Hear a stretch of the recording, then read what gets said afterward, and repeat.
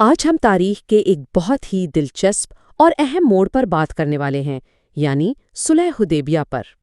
تو سوال یہ ہے کہ کیسے ایک ایسا معاہدہ جو پہلی نظر میں سراسر شکست لگے، بعد میں کھلی فتح ثابت ہوا۔ یہ ایک ایسی گتھی ہے جسے آج ہم سلجھانے کی کوشش کریں گے۔ اچھا، تو سب سے پہلے بات کرتے ہیں ان شرائط کی جس نے سب کو پریشان کر دیا تھا۔ آخر ایسا کیا تھا اس معاہدے میں کہ مسلمانوں کو لگا کہ یہ تو بہت بڑی ناکامی ہے؟ ذرا سوچیں، 1400 لوگ، احرام پہنے ہوئے، قربانی کے جانور بھی ساتھ ہیں، صرف عمرہ کرنے آئے ہیں، اور انہیں کہہ دیا جاتا ہے نہیں، آپ واپس جائیں۔ اور بات صرف یہیں ختم نہیں ہوتی، شرط یہ ہے کہ مکہ سے کوئی بھاگ کر آئے تو اسے واپس کرنا پڑے گا، لیکن اگر کوئی مسلمان مکہ چلا جائے تو اسے واپس نہیں کیا جائے گا۔ یہ تو سراسر یک طرفہ بات تھی۔ یہ ایک ایسی صورتحال تھی جو بظاہر بہت مایوس کن بلکہ تذلیل آمیز لگ رہی تھی، ایک ناقابل برداشت شکست۔ تو پھر سوال یہ ہے کہ اتنی سخت شرطیں مان کیوں لیں؟ اس کو سمجھنے کے لیے ہمیں تھوڑا پیچھے جانا پڑے گا اور دیکھنا ہوگا کہ یہ سارا سفر شروع ہی کیوں ہوا تھا۔ دیکھیں، یہ کوئی جنگی مہم تو تھی ہی نہیں۔ مسلمانوں کا ارادہ بالکل صاف تھا، ایک پرامن زیارت۔ وہ غیر مسلح تھے، احرام کی حالت میں تھے۔ یہ اپنے آپ میں ایک پیغام تھا کہ بھائی ہم لڑنے نہیں، عبادت کرنے آئے ہیں۔ لیکن پھر حدیبیہ کے مقام پر قریش کی فوج نے راستہ روک لیا، اور یہیں سے اصل امتحان شروع ہوا، سفارتکاری کا بھی اور عزم کا بھی۔ تو یہاں دو بالکل مختلف سوچیں آمنے سامنے تھیں۔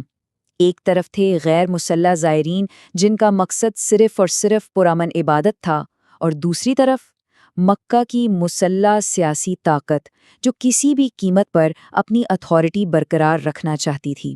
تو یہ ٹکراؤ تھا نیتوں کا، ایمان کا، اختیار کے خلاف۔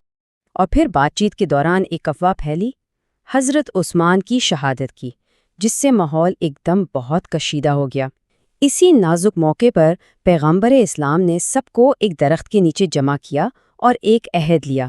اسی کو بیعت رضوان کہتے ہیں۔ یہ عہد تھا کہ کچھ بھی ہو جائے ہم پیچھے نہیں ہٹیں گے۔ اس ایک عہد نے مسلمانوں کا اتحاد اور عزم دنیا کو دکھا دیا اور مذاکرات کی پوری گیم ہی بدل دی۔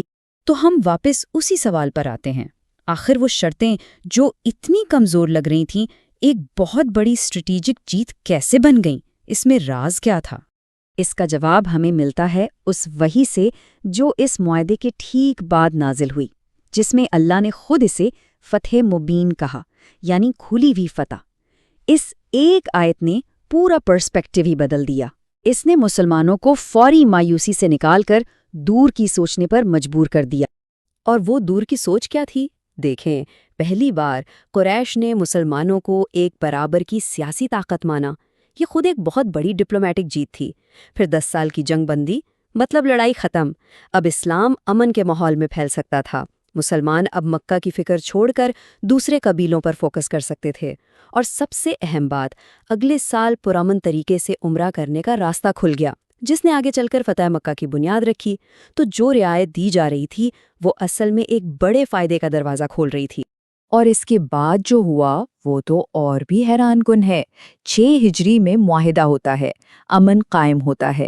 ٹھیک 1 سال بعد 7 ہجری میں مسلمان اسی مکہ میں شان سے عمرہ کرتے ہیں، اور پھر صرف 1 سال بعد 8 ہجری میں مکہ بھی پرامن طریقے سے فتح ہو جاتا ہے۔ یہ معاہدہ ایک ڈومینو ایفیکٹ کی طرح تھا جس نے تاریخ کا رخ ہی موڑ دیا۔ اور اگر کسی کو ثبوت چاہیے تو اعداد و شمار دیکھ لیں۔ حدیبیہ سے پہلے کے 19 سالوں میں جتنے لوگ مسلمان ہوئے تھے اس سے کئی گنا زیادہ لوگ اس معاہدے کے بعد صرف 2 سال میں اسلام میں داخل ہوئے۔ یہ دکھاتا ہے کہ امن نے وہ کام کر دکھایا جو شاید جنگ کبھی نہ کر پاتی۔ اس نے دلوں کے دروازے کھول دیے۔ تو اس سب سے ہمیں سبق کیا ملتا ہے؟ اس پوری کہانی کا حاصل کیا ہے؟ سبق بہت صاف ہے۔ دور کی سوچ اور حکمت ہمیشہ وقتی جذبات سے بہتر ہوتی ہے۔ اس معاہدے نے فوری طور پر مکہ میں داخل ہونے کی خواہش کو قربان کر دیا۔ کیوں؟ تاکہ ایک لمبے عرصے کا امن مل سکے اور اسلام کی دعوت پھیل سکے۔ یہ اسٹریٹجک صبر کی ایک زبردست مثال ہے، یعنی ایک بڑے مقصد کے لیے ایک چھوٹی فوری جیت کو چھوڑ دینا۔ اور یہیں پر ایک بہت گہرا سوال پیدا ہوتا ہے جسے سوچنا چاہیے کہ آج کے دور میں ہماری اپنی زندگیوں میں وہ کون سی ایسی شکستیں ہیں جو شاید بظاہر شکست لگ رہی ہوں لیکن اصل میں وہ مستقبل کی کسی بڑی فتح کا راستہ بنا رہی ہوں۔